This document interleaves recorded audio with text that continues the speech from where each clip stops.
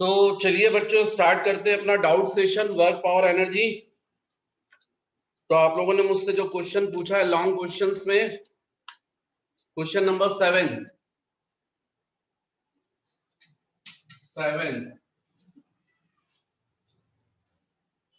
Simple question है। A raindrop of radius 2 millimeter falls from a height of 500 meter above the ground. It falls with a decreasing acceleration due to viscous resistance of the air until at half of its original height. It attains its maximum speed and moves with uniform speed thereafter. What is the work done by the gravitational force on the drop in the first and second half of its journey? तो ये ground और यहां से 500 metre height से drop जो है वो fall कर रही है, और जो ड्रॉप है उसका हमको रेडियस गिवन है 2 मिलीमीटर, हाइट 500 है ना। फर्स्ट हाफ तक तो जब आ रही है डाउनवर्ड तो अपवर्ड डायरेक्शन में उस पर क्या लग रहा है, विस्कस फोर्स, इसलिए फॉल्स विद डिक्रीजिंग एक्सेलरेशन। उसके बाद अपनी मैक्सिमम जो भी उसकी स्पीड होती है जिसको अपन बोलते हैं टर्मिनल स्पीड, वो गेन करती है और फिर कांस्टेंट स्पीड से डाउनवर्ड आ रही है। ठीक है, जो भी मैक्सिमम स्पीड उसने गेन कर ली है। अरे इतना सब कुछ नहीं सोचना है भाई, क्वेश्चन कंफ्यूज कर रहा है फालतू में।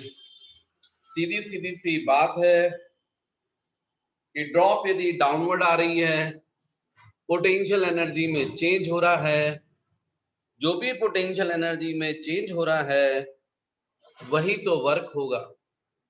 तो हमसे इन क्वेश्चन में simple, what is the work done by the gravitational force on the drop in the first and second half of journey. तो work done is equal to mg, भाई ग्रेविटेशनल फोर्स मतलब वेट, mg इनटू डिस्प्लेसमेंट। तो first half journey में जो work होगा वही second half journey में भी होगा, सेम होगा। और वर्क इज इक्वल टू क्या होगा, चेंज इन पोटेंशियल एनर्जी। तो कुल मिलाकर force into displacement mg into h/2, यहां भी और यहां भी। केवल प्रॉब्लम जा रही है कि ड्रॉप का मास नहीं गिवन है, पर ड्रॉप जो है वो मिल्क की थोड़ी गिर रही है, वाटर की गिर रही है। रेन बोला ना, और रेन की डेंसिटी हमको पता है, वाटर की डेंसिटी हमको पता है 1000 kg पर मीटर क्यूब।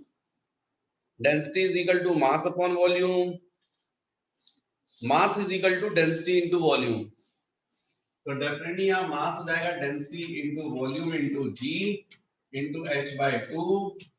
तो work done is equal to density 1000, volume drop spherical होती है 4/3 पाई r क्यूब। r हमको 2 मिलीमीटर गिवन है, मीटर में कन्वर्ट करोगे तो 2 × 10⁻³ 4/3 pi r cube into g means 10 और h मतलब 500/2। ये सॉल्व करने से जो भी आंसर आएगा वही आंसर होगा work done for first half journey and work done for second half journey. ये इक्वल होगा, तो is equal to work done for half journey and work done for second half journey. Answer ये हो गया question number 7। फिर इसके बाद आप लोगों ने जो मुझसे डाउट पूछा है वो है क्वेश्चन नंबर 10, है ना। A pump on the ground floor of a building can pump up water to fill a tank of volume 30 meter cube in 15 minutes. If the tank is 40 meter above the ground and the efficiency of the pump is 30%, find the power consumed in filling the tank. तो भैया ये हो गया आपका tank, sorry pump, ये हो गया आपका बिल्डिंग, ये हो गया टॉप पर टैंक। तो यहां से वाटर, ये हो गया पंप, और यहां से वाटर यहां तक जा रहा है टैंक तक। A pump on the ground floor of a building can pump up water to fill the tank of volume. Volume कितना है टैंक का? 30 मीटर क्यूब। कितने टाइम में? 15 मिनट्स, मतलब 15 into 60 सेकंड में। If the tank is 40 metre, या height हमको given है 40 मीटर, 40 मीटर, और एफिशिएंसी दी है पंप की इन परसेंटेज, कितना? 30%। तो पावर कंज्यूम्ड ये हमको फाइंड करना है बच्चों। एफिशिएंसी मतलब क्या? Output upon input. तो इसका मतलब ये हुआ efficiency in percentage is equal to work output upon work input into 100। अब डिवाइडेड बाय टी और कर दो,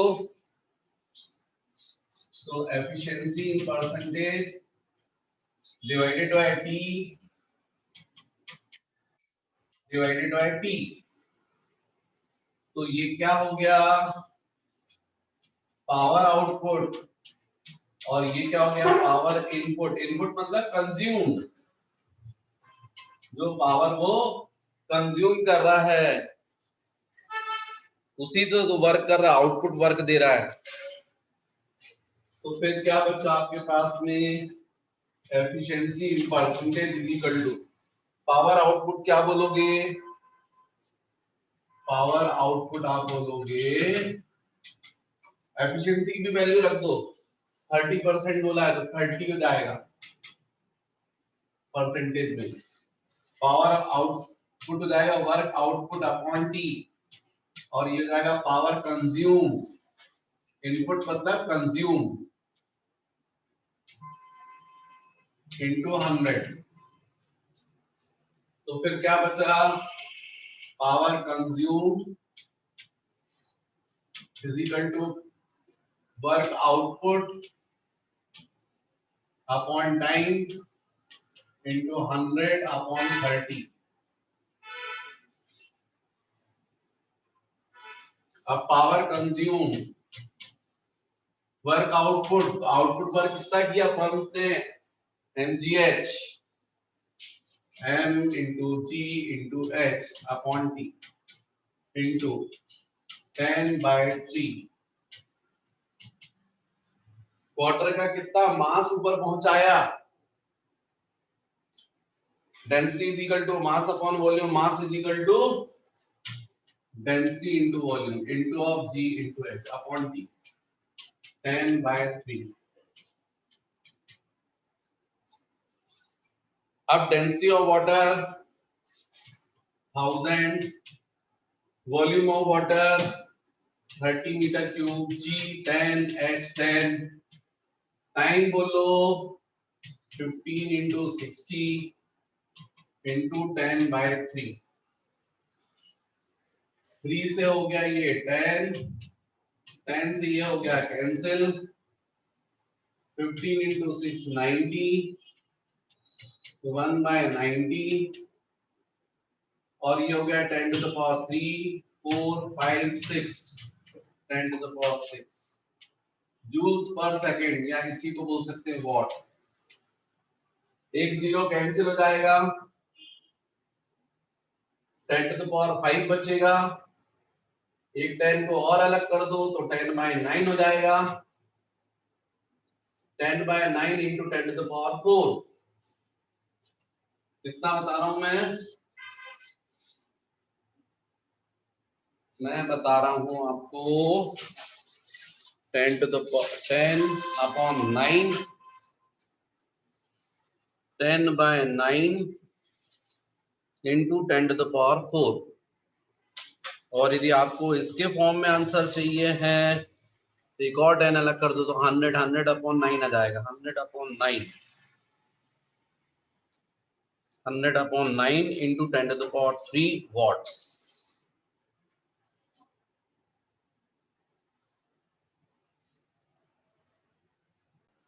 तो बच्चों मिस्टेक हुई थी मुझसे ये h की।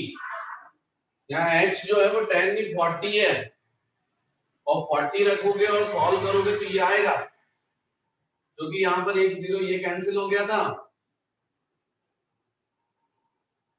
1 0 ये कैंसिल हो गया था,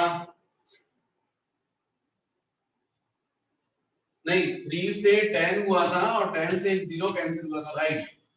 15 into 6 90 हो गया था, ये 40 हो गया into 10⁻³ 4 5, ठीक है। तो कुल मिलाकर 40/9 आ जाएगा, अरे 400/9 into 10⁻³। तो जो इसमें आंसर लिखा ना 43.6 into 10⁻³ वॉट्स, वो आपका आंसर आ जाएगा। इसके बाद बच्चों मुझसे जो डाउट पूछा गया है वो क्वेश्चन नंबर 12 है। तो अब अपन 12th क्वेश्चन करते हैं।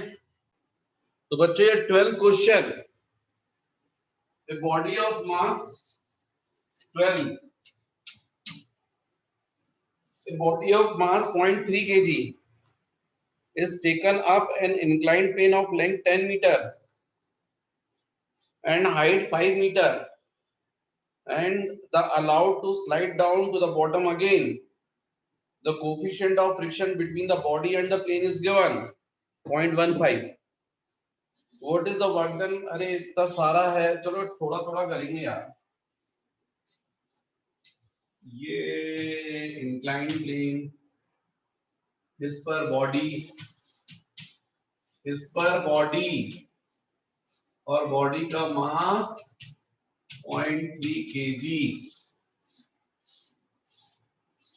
इस इंक्लाइंड प्लेन की जो लेंथ है वो लेंथ है हमको 10 मीटर और हाइट जो है वो है given 5 metre and allowed to slide down to the bottom again. पहले ऊपर ले गए फिर नीचे ला रहे, okay. The coefficient of friction between the body and the plane mu 0.15 First, work done by the gravitational force over the round trip. Over the round trip 0 हो जाएगा यार। भाई यहाँ से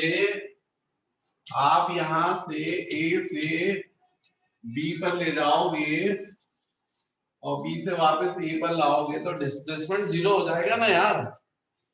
पोटेंशियल एनर्जी बढ़ाई और फिर उसके बाद कम हो गई, ऊपर ले गए तो mgh, नीचे लाए वापस -mgh इज इक्वल टू 0। तो इसलिए work done for round trip A to B then B to A is equal to 0। फिर work done by the applied force over the upward journey, यहां से यहां तक के लिए वर्क अपवर्ड जर्नी के लिए करने को तो कई तरीके हैं, पर हम सबसे इजी वाला तरीका चुने तो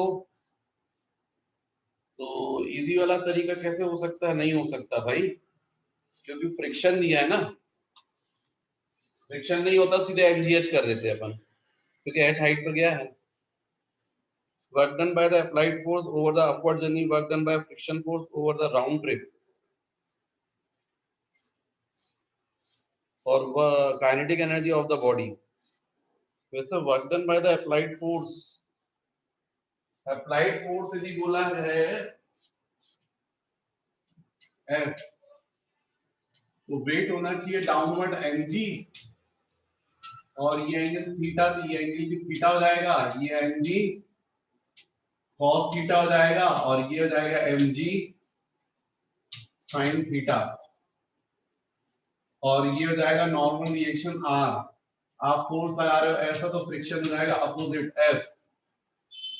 mg से अपने को मतलब नहीं है, तो डाउनवर्ड फोर्स कितना लग रहा है, mg sin theta plus f, इतना फोर्स आपको लगाना पड़ेगा।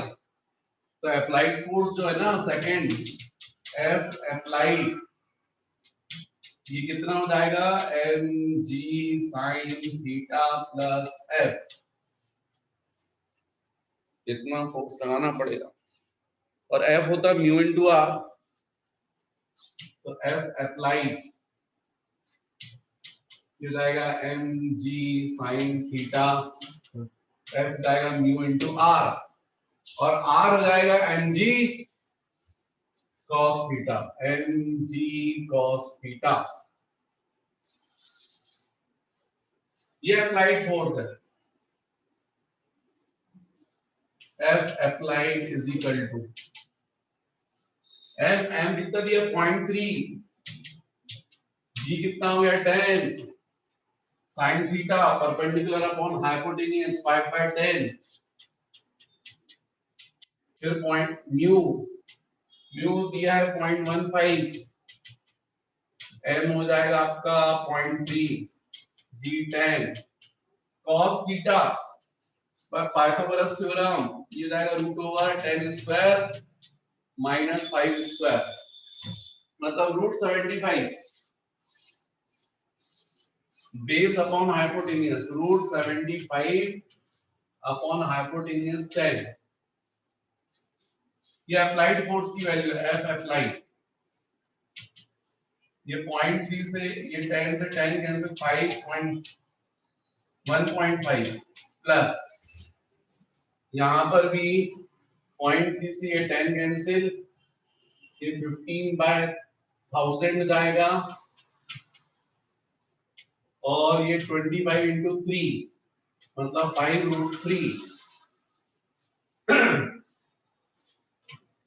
तो F applied is equal to 15/10, तो अच्छा यहाँ एलसीएम हो गया 1000, यहाँ 10 था तो ये जाएगा 15 इंटू 100 प्लस यहाँ पर जाएगा 75 into √3। F applied, applied force की वैल्यू, तो work done is equal to F अप्लाइड इंटू डिस्प्लेसमेंट 10। अब इसको सॉल्व करना पड़ेगा, W is equal to 15 common निकाल ले क्या, तो यहाँ बचेगा 100 प्लस ये जाएगा 5√3 मतलब 1.7 डिवाइडेड बाय 1000, तो W is equal to 15 into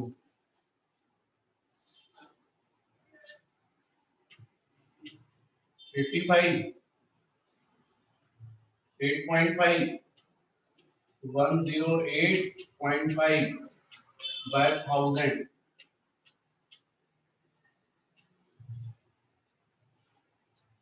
अरे भाई नीचे का भी तो ये लो, बोर्ड दिखाओ भाई।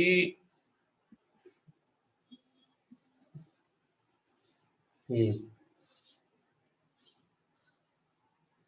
15 इंटू 108, 108 तो अप्रोक्सीमेटली 100 समझ लो तो कैंसिल 1.5, अप्रोक्सीमेटली 1.5 के आसपास है। हाँ 18 1.9, ये 100 लगभग कैंसिल 1.5 तो गलत आ रहा है।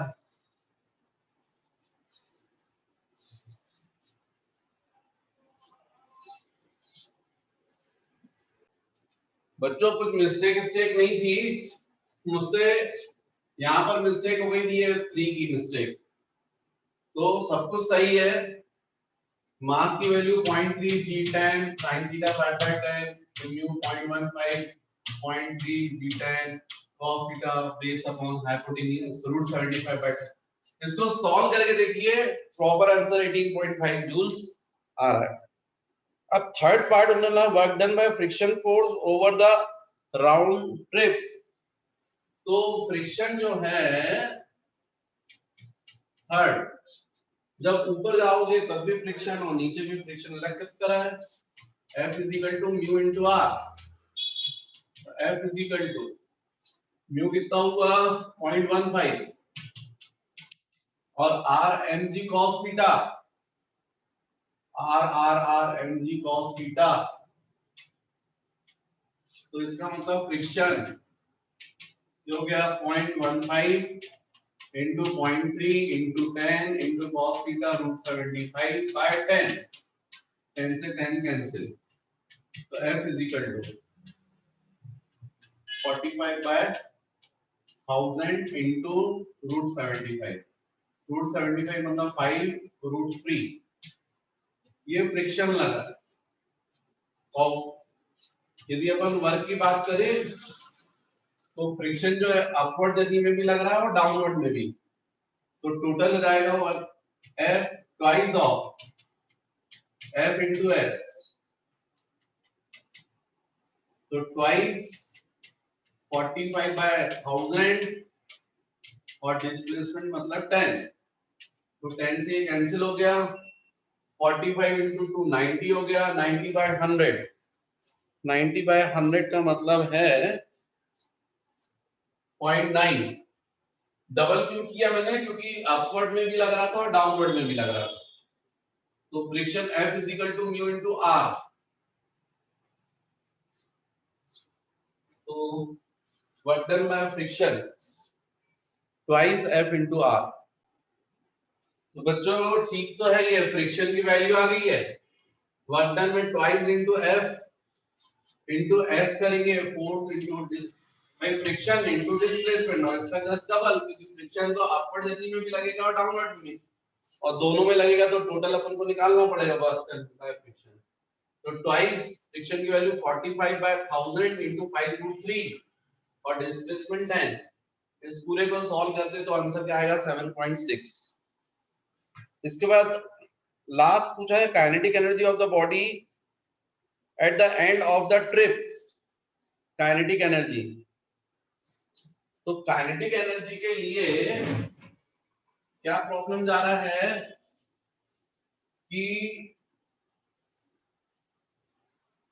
जो यहां से बी पर क्या था, पोटेंशियल एनर्जी थी, यदि फ्रिक्शन नहीं होता पूरी की पूरी पोटेंशियल एनर्जी काइनेटिक एनर्जी में कन्वर्ट हो जाती, लेकिन काइनेटिक एनर्जी में potential energy minus work done by friction, friction loss कर देगा डाउनवर्ड ट्रिप के केस में।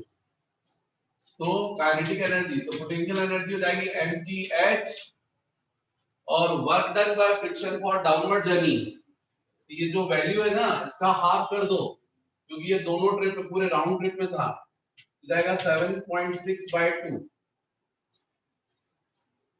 तो काइनेटिक एनर्जी जो गेन होगी यहाँ पर वो मास 0.3 इंटू g10 और हाइट कितनी है 5, तो 5 माइनस 7.6 बाय 2, तो kinetic energy is equal to 3 by 10, 10 10 cancel, 5 into 3 15, LCM आ गया 2, तो 15 इंटू 2 30 माइनस 7.6, समझे भाई, 310 भाई 3 भी ठीक है। तो k इज इक्वल टू, इसमें से माइनस करोगे इसको तो 10 माइनस 6 4 आ जाएगा, पॉइंट आ जाएगा 972 आ जाएगा, यहाँ पर 22 बाय 11.4 जूल अप्रोक्सीमेटली। तो इसमें दिया हुआ आंसर 10.9, अपना आ रहा है 11 जूल, थोड़ा सा डिफरेंस आएगा जी की वजह से, और वो थोड़ा जो रूट रूट अपन ले रहे हैं ना वो सबकी वजह से, यहाँ भी जो वैल्यू निकाली है ना वो सबकी वजह से, तो इसलिए आप यहाँ भी जी देखिए आपने 9.8 नहीं लिया है। तो ये है बच्चों आपका डाउट क्वेश्चन नंबर 12। नेक्स्ट इसके बाद देखना अपन को क्वेश्चन नंबर 13। तो चलिए बच्चों question number 13 1-3 A toy rocket of mass 1.1 kg has a small fuel of mass, समझे, मास ऑफ रॉकेट गिवन है 0.1 kg, small mass of fuel dm 0.02 kg, which it burns out in 3 seconds. मतलब dm by dt यदि अपन करेंगे तो divided by time वो 3 second. Starting from rest on a horizontal smooth track, it gets a speed 20 meter per second. After the fuel is burned out, what is the approximately thrust on the rocket? Thrust on the force. What is the energy? Energy contained per unit mass of the fuel. ये दो चीजें पूछी हैं अपन से. तो force जो होता है वो होता है dm by dt into u, velocity. यहां पर मैं v लिख रहा हूं, चलो उसको u लिख देते हैं, कोई बात. dm मतलब ये एक्चुअल में क्या है, जो फ्यूल बर्न हो रहा है ना पर सेकंड वो निकाला है. dt टाइम में कितना मास बर्न हो रहा है dm, तो 1 सेकंड में कितना dm by dt. तो 1 सेकंड में फ्यूल का जितना मास बर्न हो रहा है उसको हम बोलेंगे rate of mass of exhaust gases और फ्यूल, dm by dt. तो dm by dt दिया जाएगा 0.02 अपॉन 3 इंटू वेलोसिटी 20. तो इससे आ जाएगा f is equal to 2 by 300 into 20, एक ये कैंसिल, तो 4 by 30 न्यूटन. 4 by 30 Newton.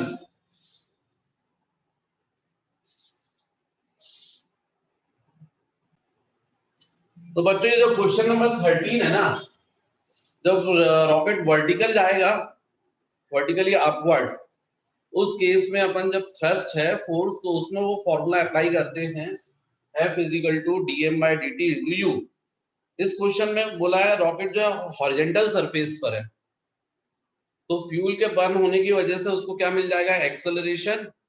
और फोर्स क्या होता है, मास इनटू एक्सेलरेशन. तो मास दिया है रॉकेट का 0.1, हमको एक्सेलरेशन और फाइंड करना है. तो हमको पता है कि v is equal to u plus at. Initially rocket rest से स्टार्ट किया है और 3 सेकंड में उसको फाइनल वेलोसिटी मिली है 20. तो 20 ये आ जाएगा, u की वैल्यू 0, एक्सेलरेशन a और टाइम की वैल्यू 3 सेकंड.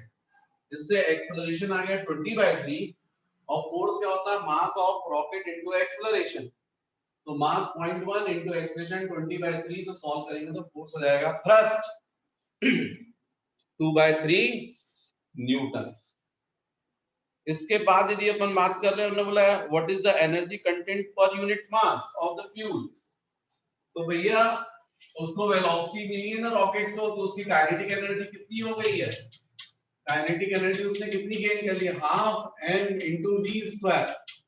हाफ मास हो गया 0.1 और वेलोसिटी हो गई 20 स्क्वायर. तो ये हो गया 400 into 1/10, मतलब 40/2, 20 जूल्स. इतनी काइनेटिक एनर्जी मिली है. इससे पूरे फ्यूल के मास से. तो पर यूनिट मास कितनी मिलेगी भाई, m मास जो था उससे पूरी काइनेटिक एनर्जी k मिली है. m मास से यूनिट मास से कितनी मिलेगी, k/m. What is m, mass of fuel. हो जाएगा 20 और मास ऑफ फ्यूल हमको कितना गिवन था, 0.02. तो इससे ये आ जाएगा 2000/2, मतलब 1000 जूल्स पर यूनिट मास. ये मास जो हमको फ्यूल का दिया है ना 0.02 kg, उससे कितनी एनर्जी मिली है 20 जूल. यदि यूनिट मास 1 kg दिया होता तो कितनी एनर्जी मिल जाती, 1000 जूल मिल जाती। तो इसलिए ये जो इसमें लिखा है ना, what is the energy content per unit mass, तो वो हो जाएगा 20 जूल्स पर केजी। अब आपका ये एक लास्ट डाउट, क्वेश्चन नंबर 15, तो इसको हमको देखना चाहिए। Last question, question number 15, human heart discharges 75 centimetre cube of blood at each beat against an average pressure of 10 centimeter of mercury. Assuming that the pulse frequency is 72 per minute, calculate the rate of working of heart. Density of mercury is given. तो हमको given है question number 15 में, human heart discharges 75 centimetre cube of blood per beat against an average pressure of 10 centimetre of mercury और pulse frequency given है 72 पर minute, मतलब divided by 60, तो ये पल्स फ्रीक्वेंसी होगी 72 पर सेकेंड। तो हमको rate of working of heart, work upon time find करना है। तो इसका मतलब work upon time is equal to, work होता है एक्चुअली में pressure into volume upon t. Pressure हमको गिवन है 10 सेंटीमीटर ऑफ मर्क्यूरी, इसका मतलब H into d into g, इससे निकालते हैं अपन। तो ये हो जाएगा 10 सेंटीमीटर मतलब 0.1, density of mercury 13.6 into 10 to the power 3, और G मतलब अप्रोक्सीमेटली 10। तो इससे हो जाएगा ये 1/10 कैंसिल हो गया, तो 13.6 into 10 to the power 3 newton per metre square, ये प्रेशर आ गया। अब पर सेकंड कितना वॉल्यूम डिस्चार्ज हो रहा है वो भी निकालना है। तो हमको मालूम है जो वॉल्यूम है वो 75 सेंटीमीटर क्यूब है पर बीट, और टोटल बीट्स कितनी हो रही हैं 72/60 पर सेकंड निकालने दो, इनटू 75 सेंटीमीटर क्यूब, ये टोटल वॉल्यूम हो जाएगा ब्लड का, क्योंकि पर सेकंड इतनी बीट हो रही है और एक बीट में कितना वॉल्यूम जा रहा है, डिस्चार्ज हो रहा है 75 सेंटीमीटर क्यूब। दो होती तो कितनी होती 75 इंटू 2 या ट्वाइस ऑफ 75, 3 होता तो 3 बीट्स होती तो थ्राइस, टोटल बीट्स कितनी हो रही हैं 72/60, इसलिए कितना आ जाएगा। अब ये सेंटीमीटर क्यूब है, इसको मीटर क्यूब में चेंज करना पड़ेगा, तो ये हो जाएगा 72/60 into 75 into 1 centimetre is equal to 10 to the power -2 metre, और क्यूब करोगे तो 10 to the power -6 आ जाएगा। 15 से यदि डिवाइड करते तो ये 4 हो जाता और ये 5 हो जाता। 4 से ये डिवाइड करोगे तो ये 4 1 और ये 8 हो जाएगा।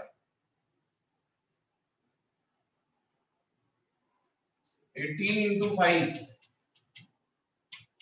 90 into 10 to the power -6, ये वॉल्यूम फ्लो कर रहा है पर सेकेंड। तो बस अब आपका W/D हो गया, प्रेशर की वैल्यू गई 13.6 into 10 to the power 3, ये लिखी है प्रेशर की वैल्यू, और वॉल्यूम हो गया 9 into 10 to the power -5 divided by 1 second में पर सेकंड। ये 9 into 10 to the power -5 कर दिया मैंने, तो इससे W/T की वैल्यू आ जाएगी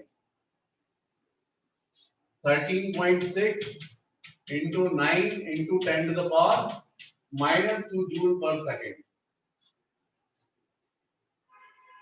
इससे बच्चों आप सॉल्व करेंगे तो आपका, वैसे मैं देखो अप्रोक्सीमेटली इसको यदि 10 ले लूं तो 136 हो जाएगा ये, डिवाइडेड बाय 100 1.36, और इसमें 1.2 दिया है तो आएगा वो 9 की वजह से, तो 1.2 वॉट जो है वो आपका आंसर आ जाएगा। तो बच्चों ये क्वेश्चंस आपके जो डाउट्स थे वर्क पावर एनर्जी के लॉन्ग क्वेश्चंस, अभी मैंने वो कंप्लीट करवा दिए हैं। लेकिन अभी जो बच्चे हैं वो तो साथ साथ एमसीक्यूज भी कर रहे हैं, मेहनती बच्चे हैं, लॉन्ग क्वेश्चन थ्योरी भी पढ़ते हैं, लॉन्ग क्वेश्चन भी करते हैं, और मल्टीपल चॉइस क्वेश्चन वाली जो शीट है वो भी सॉल्व करते हैं। तो इसमें इन बच्चों के जो डाउट्स मुझसे इन लोगों ने बोले हैं वो अपन नेक्स्ट वीडियो में करेंगे, क्योंकि वो डाउट्स थोड़ा ज्यादा दिख रहे हैं। एक आध दो होते तो यहीं करवा देता मैं, पर वो थर्ड क्वेश्चन है, 8th क्वेश्चन है, क्वेश्चन नंबर 14 है, 10th है, 22, 26, 30, हाँ तो फिर मतलब इनको एक क्लास लगेगी। तो ठीक है बच्चों, फिर इसमें तो अपन इतना ही करते हैं, नए वीडियो में अपन देखेंगे एमसीक्यू के डाउट्स, ठीक है।